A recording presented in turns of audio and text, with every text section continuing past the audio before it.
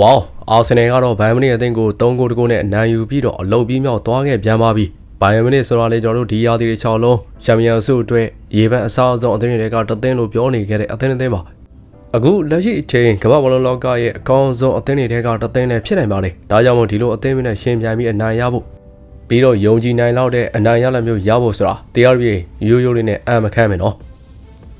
်အတိအကျပါပဲပရိသတ်တွေရောက်အနေနဲ့ဒါကကျွန်တော်အတိအကျမြင်ကျင်ခဲ့တဲ့အရာပါပဲအသင်းကိုအပြည့်အဝလူစင်းအပြည့်အဝနဲ့တိုင်ပွဲဝင်တာမြင်ကျင်ခဲ့တာဒါပေမဲ့3ဂိုးတကိုးဆိုတဲ့ရလက်ကြောင့်ကျွန်တော်တကယ်ကိုအံ့ဩမိလားဆိုတော့သူတို့ဘလို့လှုပ်ခဲမိလဲဆိုတာနဲ့ပတ်သက်ပြီးတော့တိတ်တော့အံ့ဩမနေပါဘူး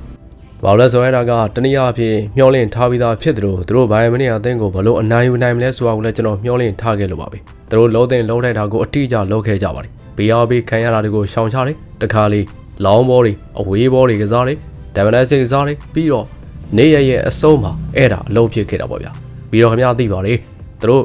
တို့မေကယ်လိုစစ်ကိုတားဆီးနိုင်ခဲ့တယ်လေကျွန်တော်ဟာရီကိန်းကိုတိတ်တော့မမြင်ခဲ့ရဘူးဗျကျွန်တော်တို့တကယ်ကိုတန်မာပုံပေါက်ခဲ့ပါတယ်ဆိုတော့ဂျမ်မီကတော့တိတ်တော့မျက်နှာမကောင်းဘူးပြ Vice လည်းတိတ်ကောင်းမနေတော့ဘူးဘာလို့ဆိုတော့လီဗာပူးရှုံးတာလို့ဖြစ်နိုင်ပါတယ်ဒါပေမဲ့လည်းကျွန်တော်တို့လီဗာပူးအကြောင်းခဏနေတော့ပြောပါမယ်ဆိုတော့ဒီရာသီချန်ပီယံလိမှာ100ရန်တို့နိုင်ပွဲမှတ်တမ်းနဲ့ကြံရှိနေသေးတဲ့တသိန်းကြီးသောအသင်းအကြောင်းကိုပြောကြပါမယ်ဆိုတော့ခင်ဗျားတို့မှတ်မိမယ်ဆိုရင်ကျွန်တော်တို့ဒီမတိုင်ခင်အင်တာဗီလန်ဘိုင်ယန်မြို့နဲ့အာဆင်နယ်အသင်းအားလုံးဟာ100ရန်တို့မှတ်တမ်းတွေရှိခဲ့ကြပါတယ်အခုတော့တသင်းကြီးသောမာမမန်နဲ့ကြံရည်နေတော့အသင်းကတော့အာဆင်နယ်ပါအမ်ဘလီမှာဘိုင်မနီအသင်းနဲ့ဇာတ်ကတဲ့သူတို့ရဲ့ပွဲအကြောင်းပြောကြရအောင်ပါဆိုတော့3ဂိုးတကူပါဆိုတော့တရားရီနည်းနည်းတော့လေအချင်းချုပ်လေးနည်းနည်းတော့လေလောက်ပါကျွန်တော်တို့မြင်တွေ့ခဲ့ရတဲ့အတိုင်းအထိကြပါပဲဂျမ်မီက service တွေအကြောင်းပြောနေခဲ့ပါတယ်ကျွန်တော်တို့ကသူတို့ကို PRP ခံရတာရှောင်ရှားဖို့အတွက်အကြောင်းပြောနေခဲ့တယ်တိတာတော့ဘိုင်မနီအသင်းတို့ PRP တာရန်ကောင်းတဲ့အသင်းမျိုးနဲ့အာဆင်နယ်ပေါ် PRP ခွင့်မရအောင်ကိုလုပ်ဖို့ပေါ့လေဆိုတော့ဒါကြောင့်မို့သူတို့ကအာဆင်နယ်လို့ကစားပေမဲ့သူတို့ကွင်းမှန်ရှိနေတဲ့အချိန်မှာအလွန်အကျွံမစားခဲ့ကြဘူးဗျာအမားတို့ကိုဖြစ်သွားနိုင်တယ်ဆိုတာသိတဲ့အခါမှာသူတို့ကအဝေးဘောစားဖို့အတွက်ဘုံမလေးကြပါဘူးပြီးတော့အဲ့ဒါအလုပ်ဖြစ်ခဲ့ပါတယ်ပြီးတော့သူတို့တမ်မန်စိတ်ကနေဂိုးသွင်းခဲ့တယ်တကယ်တော့ကျော်တို့ကဘိုင်းရဲ့အလွန်အကျွံကစားဖို့အတွက်စူးစမ်းခဲ့တဲ့အချိန်မှာဂိုးရခဲ့တာပါဒါကြောင့်အဲ့ဒါကကျွန်တော်ထင်ပါတယ်အဲ့ဒါကအာဆင်နယ်စီကနေကောင်းမွန်တဲ့ပွဲစဉ်တစ်ပွဲဖြစ်ခဲ့ပါတယ်ဆိုတော့ခိုင်မာလေးထို့သဖြင့်ပြီးခဲ့တဲ့ပိတ်ရက်အပြီးမှာကျွန်တော်ဒီပိတ်ရက်မှာလဲပွဲကြီးလောင်းမယ်ဆိုတော့ဒါကြောင့်မို့ဒါကဥရောပမှာလက်ရှိအချိန်မှာခိုင်မာစွန်းအသင်းလို့ကျွန်တော်ပြောချင်ပါတယ်အာဆင်နယ်ကအဆင့်အတန်းရှိတဲ့တကယ်ကို classic အသင်းဖြစ်နေပါပြီဆိုတော့ကားတွေကဟုတ်ပါတယ်အာဆင်နယ်ကလက်ရှိဥရောပမှာအကောင်းဆုံးပါပဲပွဲမတိုင်ခင်မှာကျွန်တော်ပြောခဲ့တဲ့တစ်ခုတည်းသောအရာကဘိုင်မနီအသင်းနဲ့လည်းအတူတူပါပဲဒါပေမဲ့လည်းအခုအာဆင်နယ်ကဘိုင်မနီအသင်းကိုအနိုင်ယူလိုက်ပြီးဖြစ်တဲ့အတွက်အာဆင်နယ်အကြောင်းပိုပြီးပြောရမှာပေါ့ဗျာကောင်းပါပြီမေလာရောက်တဲ့အထိသူတို့ဥရောပရဲ့အကောင်းဆုံးအသင်းဖြစ်နေအောင်မလားဂေးကရှေးပါသေးတယ်ဒါပေမဲ့လည်းအခုလက်ရှိအချိန်မှာတော့ဘယ်သူမှသူတို့အနားတော်မကတ်နိုင်ပါဘူးဗျာကျွန်တော်တို့ကွင်းနဲ့ရောက်နေတဲ့ပီတာဘက်ကိုတွားလိုက်ကြရအောင်ပါပီတာအေးတင်ကြမယ်လို့ထင်ခဲ့လားဗျဟုတ်ပါတယ်ကျွန်တော်တော့မဖြစ်လာခဲ့ဘူးအဲ့လိုတော့မဖြစ်လာခဲ့ဘူးပေါ့ဗျာအဲ့လိုပုံစံတော့မထွက်ခဲ့ဘူးပေါ့ဗျာအာဆင်နယ်ကဒီကနေ့သူတို့မှာတော်တော်များများကိုတာလုံခဲ့တယ်လို့ထင်ပါတယ်ကျွန်တော်ထင်ပါတယ်နေပြားကဒီကနေ့အရာအလုံးကိုမှန်ကောင်လှုပ်ဆောင်နိုင်ခဲ့ပါတယ်လူစင်ရင်သူတို့ပဲစားခဲ့တဲ့ပုံစံဘိုင်မနီအသင်းကိုသူတို့ပေးခဲ့တဲ့ PR တွေနောက်ပြီးတော့1-1ဖြစ်နေတဲ့အချိန်နဲ့တော့ကိန်းရဲ့အခွင့်အရေးတစ်ခုလောက်မှာဘိုင်မနီဘက်ကိုနည်းနည်းလေးရိမ့်ရိုင်မလို့တော့ဖြစ်ခဲ့တာပါအဲ့ဒါကလွဲရင်တော့ကျန်တဲ့အားလုံးကတော့အာဆင်နယ်ပါပဲပြီးတော့ဟုတ်ပါတယ်အာရီတာလူစားလဲမှုတွေလုပ်တယ်ပြီးတော့အဲ့ဒီလူတွေကပဲအစုံးမှာဂိုးတွေသွင်းယူပေးခဲ့ကြတာပါပြီးတော့သိတဲ့တိုင်းမှာအာဆင်နယ်အတွက်ဒီတစ်ပတ်ဟာလုံးဝကိုအမခန့်ဖြစ်ခဲ့ကြပါတယ်ဟုတ်ကဲ့လူစင်းအင်အားကိုကျွန်တော်တို့ကြည့်ကြရအောင်ပါထရော့ဆက်ကိုဆုံးချုံခဲ့ရတဲ့အချက်ကိုတွေးကြည့်ပါမေဂီယာရီတာကိုအဲ့ဒီဒဏ်ရာဘလောက်အထိပြင်းထန်လဲဆိုတာကိုမေးဖို့အတွက်ကျွန်တော်တို့စူးစမ်းရမှာပဲသူက10ဂိုးလောက်ထိပါဝင်ပတ်သက်ခဲ့ပြီးသူတို့အတွက်အဓိကလည်းကြပါတယ်ဆိုတော့မြောက်လန်နာလာပြီးပွဲစဉ်မှာသူတို့စားခဲ့တဲ့ဟန်ချက်ညီမှုကိုကြည့်လိုက်မယ်ဆိုရင်ပြီးတော့ပိတ်ရက်မှာချဲစီနဲ့ပွဲလည်းရှိပါသေးတယ်ဒါပေမဲ့အကောင်းမြင်စရာတွေတော့အများကြီးရှိပါတယ်သူတို့ကျွန်တော်ပွဲမစခင်ကပြောခဲ့ပါတယ်ကျွန်တော်ဂျမ်မီလိုဖြစ်တော်မယ်နဲ့တူတယ်ပွဲမစခင်ပြောခဲ့တာကိုပြန်ပြီးပြောရတော့မယ်ကျွန်တော်ပွဲမစခင်ပြောခဲ့တာကခင်ဗျားတို့သိတဲ့အတိုင်းပဲဒီကနေ့မှာစပါးတဲ့ပွဲစဉ်မှာသူတို့ကချန်ပီယံတွေလိုပုံပေါက်ခဲ့ပါတယ်ဆိုတော့တကယ်ကိုပြတ်သားခဲ့ပါတယ်သူတို့ကောင်းကောင်းကစားနိုင်ခဲ့ပါတယ်ပြီးတော့အဲ့ဒါကိုဒီကနေ့ပွဲစီကိုတည်ဆောင်လာခဲ့ပါတယ်လက်ရှိအချိန်ဥရောပရဲ့ဒုတိယအကောင်းဆုံးအသင်းလို့ပြောနိုင်မယ်အသင်းနဲ့ပွဲစဉ်မှာပေါ့လေဒါကြောင့်မို့ဒါဟာတကယ်ကိုကောင်းမတဲ့ခြေစွမ်းတစ်ခုဖြစ်ခဲ့ပြီ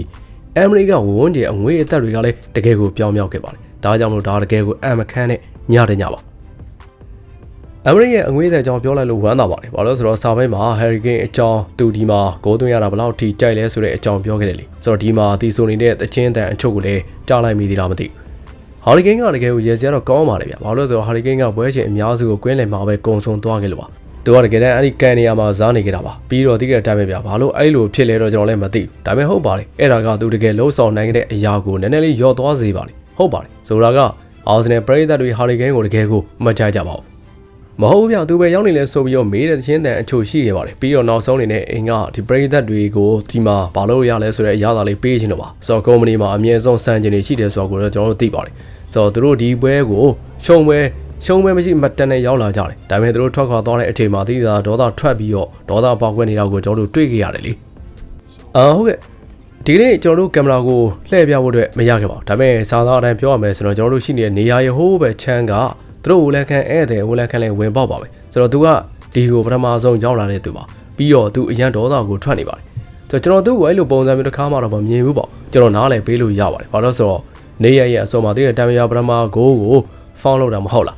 ဆိုတော့ကျွန်တော်တို့မသိဘူးပြဆိုတော့ကဆွေးနွေးစီရတော့ရှိမှာပေါ့ဒါပေမဲ့ဟုတ်ပါတယ်တတိယဂိုးမှာတော့ဘယ်သူမှမရှိတဲ့နေရာမှာမိသွားတာမျိုးပေါ့ဗျာဒါကြောင့်မလို့သူကတော့ဒါကိုတူချင်းအမှားတွေလို့မြင်ပါပဲဗျသူထင်းချုံနိုင်ပြီးလို့ခံစားရမယ်ပွဲစဉ်တဲ့ပွဲပေါ့လေ1-1ဖြစ်နေတော့ကသူတို့ထင်းချုံနိုင်ပြီးလို့ခံစားရမှာပဲဒါကကျွန်တော်တို့မြင်တွေ့ခဲ့တဲ့ပွဲစဉ်တော့မဟုတ်ဘူးပေါ့ဗျာဒါပေမဲ့အဲ့လိုခံစားရမှာပါဟုတ်ပါတယ်သူတို့ပြန်လာနိုင်မယ်လို့တော့သူတို့ထင်ခဲ့ကြမှာပါမင်းလာပါစိတ်ဝင်စားစရာတွေတော့ရှိပါတယ်အတက်အကျတွေလို့ပြောလို့ရမယ်လို့ထင်ပါတယ်အာဆင်နယ်အသင်းအတွက်အတက်တွေလီဗာပူးအသင်းအတွက်အကျတွေလည်းဖြစ်ခဲ့ပဲဒါပေမဲ့အာဆင်နယ်အတွက်အတက်မှာပဲဆက်နေလိုက်ကြရအောင်ပါဆိုတော့ဘာလို့လဲဆိုတော့ဒီအစီအစဉ်ရဲ့အချစ်တော်တွေကတယောက်ဖြစ် Declan Rice ရောက်နေပါလေ Rice baby ကဲဘလို့နိုင်ပွဲမျိုးလဲဗျာတရားတွေခင်ဗျားပဲစလိုက်ကြရအောင်မဟုတ်ဗျကျွန်တော်ဂုံယူပါလေဗျာဆိုတာကတိတဲ့အတိုင်းပဲမြောက်လန်လန်ဓာပြီးအခုဘိုင်းရန်မျောလင့်ထားတာကပိတ်ရကြရင်ချဲသီးပေါ့ဗျာ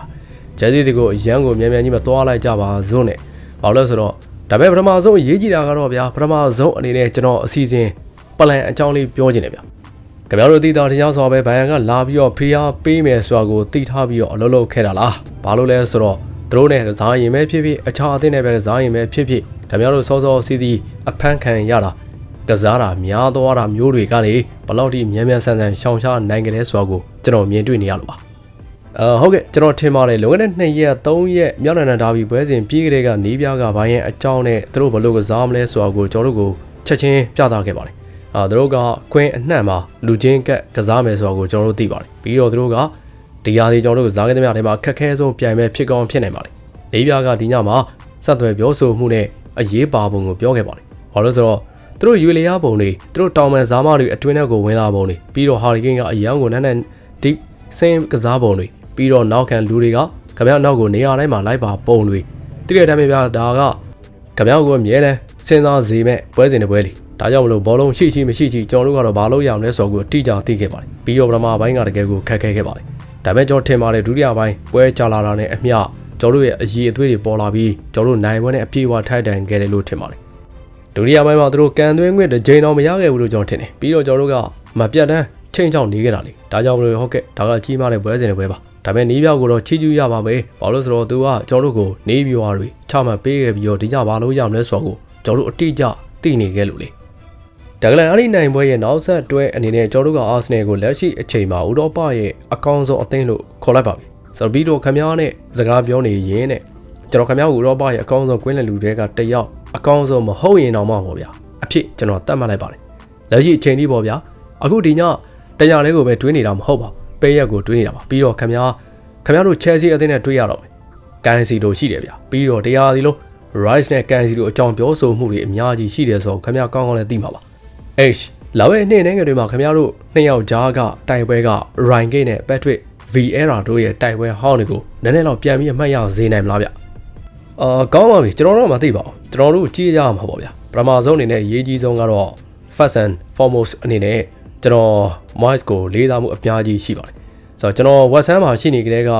သူကသူ့ရဲ့ rider နေရက်တွေကလေးကသူနဲ့ရှင်မြိုင်စားမှုပါတယ်မနေ့ကကျွန်တော်ရဲ့ PFA Team of the Year မှာသူ့ကိုမဲပေးခဲ့ပါတယ်မနေ့ကသူထူးချွန်ပြောင်းမြောက်ခဲ့တယ်လေ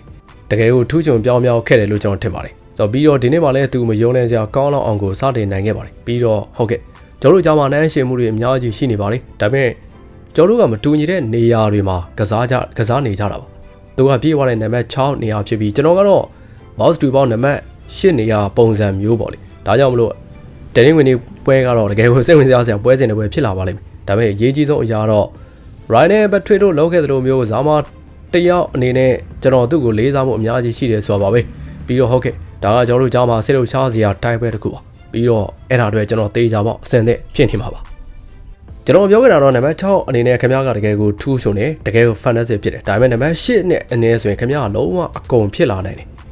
anything you want to be ခင်ဗျားလုံးဝကိုဖြစ်နေတယ်ဆိုတော့ပြီးတော့အခုခင်ဗျားအဲ့ဒါကိုတကယ်ကိုပြသနေပြီမြင်ရတာတကယ်ကိုဝမ်းသာပါတယ်ကိုလူမဟုတ်ပါဘူးကျေးဇူးများကြီးတင်ပါတယ်ကျွန်တော်ထင်ပါတယ်လက်ရှိအချိန်မှာကျွန်တော်ဇာမဘဝရဲ့အကောင်းဆုံးဘောလုံးကိုကစားနေတယ်လို့ကျွန်တော်ထင်ပါတယ်ကျွန်တော်အရန်ကိုယုံကြည်မှုရှိနေတယ်လို့ခံစားပါတယ်ဒီကတိုင်းမှာဗျာလေ့ကျင့်ခန်းဆင်းတိုင်းမှာကွင်းနဲ့ခြေချတိုင်းမှာပေါ့လေဖြစ်နေတာတော့ကျွန်တော်အကြံခံဆုံးအချိန်မှလည်းဖြစ်နိုင်ပါတယ်ဒီကတိုင်းမှာဗျာခင်ဗျားမှာဒီအရာတွေအားလုံးရှိနေပြီဆိုရင်ခင်ဗျားဘောလုံးကွင်းနဲ့ကိုခြေချလိုက်တာနဲ့တကယ်ကိုကောင်းတာတွေဖြစ်လာတော့မယ်ဆိုတော့ခင်ဗျားသိနေသလိုမျိုးပဲပေါ့ဗျာပြီးတော့ဒီကတိုင်းမှာဗျာကျွန်တော်တို့မှာအခုလက်ရှိအဲ့ဒီယုံကြည်မှုတွေရှိနေကြတယ်ဗျာကျွန်တော်ဇာမုံနဲ့ပတ်သက်ပြီးတော့တကယ်ကိုပျော်ရွှင်နေပါတယ်ဟုတ်ကဲ့ဒီတိုင်းကြာဆက်ပြီးတော့သွားနိုင်ပါစေပေါ့ဗျာဒီခရီးကိုပျော်မေးဖို့ပဲလိုပါတယ်ဗျာတက်ကြီးကျွန်တော်မှာခင်ဗျားတို့နောက်ထပ်တစ်ခုလောက်တော့ရှိသေးတယ်ဗျာအထီးတဲ့တိုင်းဗျာခင်ဗျားမြင်ခဲ့မှာပါကျွန်တော်လည်းမြင်ခဲ့တာနဲ့ပြောခဲ့တာတွေကိုခင်ဗျားမြင်ခဲ့မှာတော့သိကြပါတယ်ပြီးတော့ဟိုတနေ့ကခင်ဗျားကိုတွေ့ခဲ့တယ်လေဗျာခင်ဗျားသိတဲ့အတိုင်းပဲခင်ဗျားတို့ကောင်းနေအခုအချိန်မှာအားလုံးအတွက်ရေပန်းအစားဆို favorite ဖြစ်နေတယ်ဆိုတဲ့အချက်ကိုခင်ဗျားလက်ခံနေပြီလားtheory ခင်ဗျားကိုရိုးသားပြောရမယ်ဆိုတော့ကျွန်တော်ရိုးသားသားအဲ့ဒီအကြောင်းကိုတွေးတော့မတွေးပါဘူးကျွန်တော်ထင်ပါတယ်ကျွန်တော်အသင်းတသင်းအနေနဲ့ကျွန်တော်ဘလောက်ကောင်းလဲဆိုတာကိုကျွန်တော်သိတယ်ကျွန်တော်ခြေစွမ်းပြသနေတဲ့နေ့ဆိုရင်ဘယ်သူမဆိုနိုင်နေဆိုတာကိုကျွန်တော်အားလုံးသိကြတယ်ဒါကတပွဲချင်းစီသွားဖို့အတွက်ပဲအကြောင်းပါပဲဆိုတော့ကျွန်တော်ထင်ပါတယ်ကျွန်တော်အရင်ကဒီလိုအနေထားမျိုးရောက်ခဲ့ဘူးပါလေပြီးတော့ဒီကတည်းကဗျာခင်ဗျားရောက်နေတဲ့နေရာနဲ့ပတ်သက်ပြီးတော့စိတ်ကြီးဝင်ပြီးတော့မျောပါသွားဖို့ကလွယ်ကူပါတယ်ဒါပေမဲ့ကျွန်တော်ထင်ပါတယ်ခင်ဗျား3ရက်တပွဲကစားနေရတဲ့အချိန်မှာခင်ဗျားပွဲတွေကစားဖို့အကောင်းဆုံးစွမ်းဆောင်ရည်ပြသဖို့ပြန်လဲအားဖြည့်ဖို့ပြီးတော့နောက်တစ်ပွဲထပ်ပြီးသွားဖို့ဒါတွေလိုအပ်ပါတယ်ပြီးတော့မြောက်နိုင်တာပြီးတဲ့နောက်အဲ့ဒါကျွန်တော်တို့စီကနေစွမ်းရည်နေအများကြီးယူသွားခဲ့ပါတယ်ဒီညတကယ်ကိုခက်ခဲတဲ့တိုင်ပွဲကြီးတစ်ခုဖြစ်မယ်ဆိုတော့ကျွန်တော်တို့သိပါတယ်ဒါပေမဲ့အခုကျွန်တော်တို့ဒီတစ်ပတ်ကိုတန်မာနဲ့ပြီးဆုံးအောင်လုပ်ဖို့အတွက်လိုအပ်နေပါပြီပြီးတော့ဂျယ်စီနဲ့ကစားရမယ့်ပွဲကြီးပွဲကောင်းတဲ့တစ်ပွဲရှိနေပါသေးတယ်ဒါကြောင့်ကျွန်တော်တို့အဲ့ဒါအတွက်အစင်သင်ဖြစ်နေမှာပါကျွန်တော်တော့မစောင့်နိုင်တော့ဘူးဗျာအခုလုံးဝသိတာတော့မင်းတို့ကအဲ့ဒါနဲ့ပတ်သက်ပြီးသိတဲ့တက်များမားတာကြီးနေရတယ်လုံးဝမရှိဘူးနော်ပြီးတော့အဲ့ဒါလည်းမဟုတ်ပါဘူးဒါပေမဲ့ကျွန်တော်တို့ကတော့ကျွန်တော်ခင်ဗျားကိုရိုးသားလေးပြောမယ်ဗျာဒီနေ့မှာတခုခုကွဲပြားခြားနာတာတွေဖြစ်နေတယ်ဟုတ်ပါတယ်တခုခုကွဲပြားနေတယ်အရင်ကလည်းလုံးဝမတူတော့ဘူးဗျာဟိုအရင်ကတော့ကျွန်တော်ပြောလို့ရှိပါတယ်သိတဲ့တက်ဗျာအာဆင်နဲ့နိုင်တယ်လို့ဘာလို့လဲဆိုတော့ကျွန်တော်ကပရိသတ်တယောက်မှုလို့လေအခုတော့ကျွန်တော်အာဆင်နဲ့အောက်ထုတ်မပါဘဲနဲ့ပရိသတ်တယောက်ရှူတော့ငါနေပြောနေတာပါဆိုတော့အသင်းအသင်းအနေနဲ့unit တစ်ခုအနေနဲ့ခင်ဗျားတို့ပုံစံကကွဲပြားခြားနာနေတယ်အခုတခုခုဖြစ်ပြနေပြီလို့ခင်ဗျားတို့ပန်းနိုင်ကိုတော့မရောက်သေးဘူးအဲ့ဒါကျွန်တော်တို့သိတယ်ဒါပေမဲ့ခင်ဗျားတို့တကယ်ကိုတော်တယ်ဆိုတဲ့အချက်ကိုကျွန်တော်တို့လက်ခံလိုက်ခြင်းကလည်းတကယ်ကိုအရေးကြီးပါ yes ဟုတ်ပါတယ်ကျွန်တော်ပြောချင်တယ်ခင်ဗျားနားလည်တယ်မလားခင်ဗျားတနေရာကိုရောက်လာတဲ့အခါမှာအဲ့ဒါလည်းအရေးကြီးပါတယ်ကျွန်တော်ပြောချင်တာကဒီနှစ်ကတကယ်ကိုကွဲပြားပါတယ်ဒါပေမဲ့ခရီးကရှည်ပါသေးတယ်ဒါကြောင့် good luck technologyကျေးဇူးများတင်ပါတယ်ဗျာခင်ဗျားပြောတာတကယ်မှန်ပါတယ်ကျွန်တော်လည်းထင်ပါတယ်ဆိုတော့ကျွန်တော်တို့ကစားမတွေစီမှာဒေါသတစ်ခုကိုမြင်တွေ့နေရတယ်ဗျာခင်ဗျားပြောသလိုပဲပိတ်ရက်ကဒါဘီပွဲစဉ်မှာခင်ဗျားအဲ့ဒါကိုမြင်တွေ့ကြရလိမ့်မယ်လို့ကျွန်တော်ထင်တယ်ကျွန်တော်တို့ကစားခဲ့တဲ့အခြားပွဲစဉ်တွေမှာလည်းခင်ဗျားလည်းမြင်နိုင်ပါလိမ့်တီးတဲ့အတိုင်းပဲဗျာကျွန်တော်တို့ရဲ့ one match ထဲမှာကျွန်တော်တို့ရဲ့အသွေးသားတွေထဲမှာတကယ်ကိုတောက်လောင်နေတယ်ဗျာခန်းစက်ကစားနေတာပဲဖြစ်ဖြစ်ရှင်ပြိုင်မှုတစ်ခုအတွက်တောင်းနေတာပဲဖြစ်ဖြစ်တောင်းငံမောကာကွယ်နေတာပဲဖြစ်ဖြစ်တွားပြီးတော့ဂိုးသွင်းနေတာပဲဖြစ်ဖြစ်လှုပ်ရှားမှုတိုင်းမှာတည်တဲ့အတိုင်းမျိုးအကောင်းဆုံးလှုပ်ဆောင်မှုတွေကျွန်တော်တို့အရန်ကိုစားလောင်နေကြတယ်ပြီးတော့ကျွန်တော်တို့မှာအခုဇာမအုပ်စုတစ်ခုခေါင်းဆောင်အုပ်စုတစ်စုရှိနေပါတယ်တကယ်ကိုမယုံနိုင်စရာပါပြီးတော့ဒီအသင်းနိုင်ပွဲရောက်ဖို့တဲ့စ조사ရာမှာဘာမှမဆိုလုံးမဲ့ကောင်လေးတွေအုပ်စုပေါ့ဗျာဒါကြောင့်ဟုတ်ကဲ့ဆက်ပြီးတော့ထင်းထင်းသွားကြတာပေါ့ဗျာဆက်ပြီးသွားကြတာပေါ့ကျွန်တော်ပြောသလိုပါပဲသွားရမယ်ခီးကအဝေးကြီးကြံပါသေးတယ်မကြခင်ဒီစင်မှာစတော့မှာစုံဝင်မယ်လည်းပဲဘာပဲပြောခီးကရှည်ပါသေးတယ်ဗျာဒါပေမဲ့ကျွန်တော်တို့ခီးစဉ်ကိုဆက်ပြီးတော့ပျော်မွေ့ကြမှာပါပြီးတော့ဟုတ်ကဲ့ခင်ဗျားပြောသလိုပဲအဲ့ဒါကိုဆက်ပြီးတော့လက်ခံသွားမှာပေါ့ဗျာကျေးဇူးတင်ပါတယ်ပရိသတ်များတို့ကိုစိတ်နဲ့ဖျော်ကျမ်းမာချမ်းသာကြပါစေခင်ဗျာ